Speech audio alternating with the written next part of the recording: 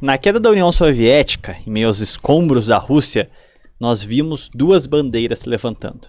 A bandeira do Império e a bandeira do patriarcado ortodoxo. O que isso significa? É o ressurgimento, já do prelúdio do século XXI, do renascimento da nação e da fé, como símbolos daquilo que representa os povos, longe do materialismo que marcou o século XX. O meu ponto é, há um fenômeno centrífugo de espalhamento, de desmembramento, nas revoluções modernas. Então o que a gente vê são os idealismos universalistas em todo o mundo que agitam as populações. Então nós temos sempre elementos estranhos nesse primeiro momento, desconectados do solo pátrio, que agitam ou causam agitações na sociedade para revirar as suas estruturas. Passado esse momento inicial das revoluções, o que a gente vê é o enraizamento, a tendência natural do homem a se identificar com o seu povo e com sua pátria. Depois do terror francês, nós tivemos o Império de Napoleão, refixando suas raízes francesas.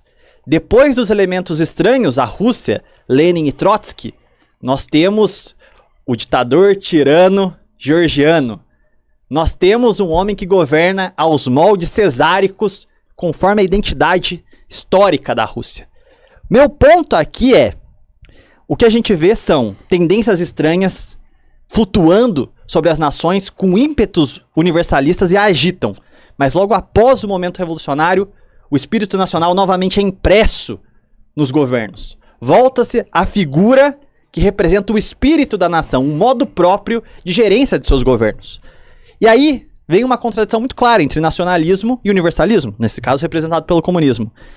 A minha pergunta é, com base na experiência histórica, a gente pode pegar todas as últimas revoluções dos últimos 3 séculos, você acredita mesmo que as classes se sobrepõem ao senso de nacionalidade, haja visto esse fenômeno de, após o universalismo, vem as raízes da nação alicerçando as suas lideranças, que representam um modo histórico de governança.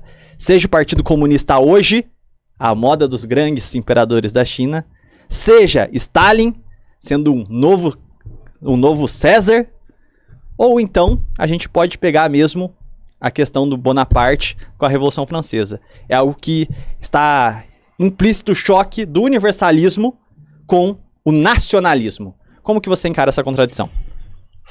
Quanto tempo eu tenho? 5 minutos, Marcelão. 5 minutos. Então, eu vou pegar um exemplo do nosso cotidiano. Assim, a China entrou no debate público com muita força, né? A China não perdeu sua identidade. Está lá. A cultura chinesa está lá preservada. Né?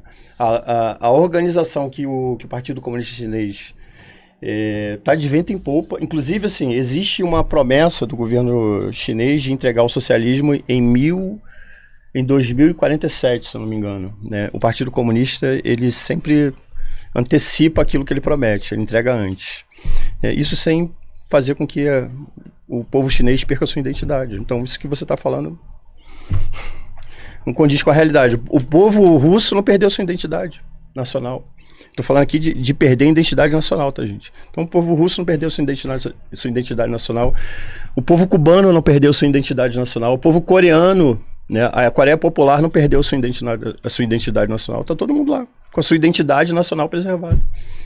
Então, assim, o que você está falando não condiz com a realidade. A minha finalidade aqui não é dialogar com quem tem bagagem acadêmica. Né? A minha ideia aqui é dialogar com o seu José, com a dona Joana, com a dona Maria, com o seu Euclides, né? Porque a gente fica fazendo muito debate, eu acho que eu converso isso com várias pessoas, já conversei isso inclusive com um amigo meu que está aqui, não sei se eu posso falar o nome dele. Pode. O Abraão que está aqui, a gente conversa muito a respeito disso, assim, a gente precisa falar para a dona Maria, para o seu Euclides, para o seu José. Né? Eu vejo que a galera faz muito debate acadêmico e foge, muitas vezes, assim, da perspectiva de entendimento das pessoas. Então, assim, o meu objetivo hoje é fazer com que as pessoas entendam o que a gente está falando, assim. E eu vou pedir para todo mundo que está aí, né, pesquisar ali por exemplo, vou citar, eu não sei se eu posso, mas eu vou citar, né, o Felipe Durante. Né? O Felipe Durante é um cara que mora na China e que divulga o cenário, né, do cotidiano do povo chinês. Né? E tá ali no Instagram, no YouTube, no Felipe Durante, o dia a dia do povo chinês, né, que tem a sua identidade nacional, né? Convido a todo mundo aí a pesquisar aí no YouTube, isso aí é fácil de achar, tá, gente? Como vivem os cubanos. O cubano não perdeu a sua identidade nacional, ao contrário, né? Existe em Cuba, por exemplo, os CDRs, né, que são os Comitês de Defesa da Revolução, que eles não só defendem a Revolução, mas como eles defendem uma identidade nacional. Isso aconteceu na Rússia, aconteceu na União Soviética, acontece na Coreia Popular, enfim. Então isso... inclusive, existe um entendimento entre os comunistas de que a identidade nacional precisa ser respeitada, né? E é mais um elemento para a construção dos elementos da Revolução. É isso. Saquarema, 2 minutos. Bom, vamos lá.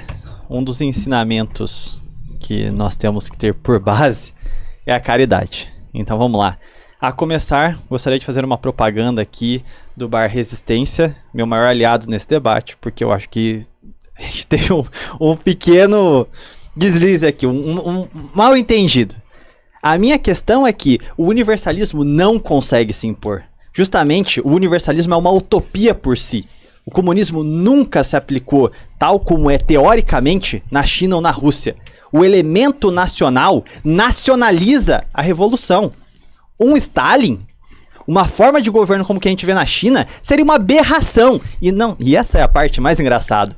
Porque sempre quando esses regimes começam a destoar demais ou fracassam, o que nós temos é o quê? Ah, não, é que deturparam Marx. Não, é que, veja bem, não era o comunismo verdadeiro. Porque nunca vai haver comunismo verdadeiro. Porque o fator nacional sempre vai se impor. A Revolução Francesa não triunfou, porque veio Napoleão, o elemento francês. A cultura e o ethos francês governando como franceses, e não como cidadãos do mundo.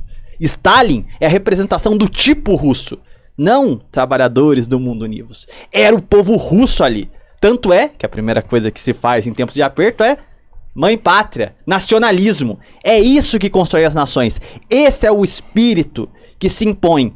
Houve diversas tentativas de simular essas utopias. E o que nós vimos no século XX inteiro?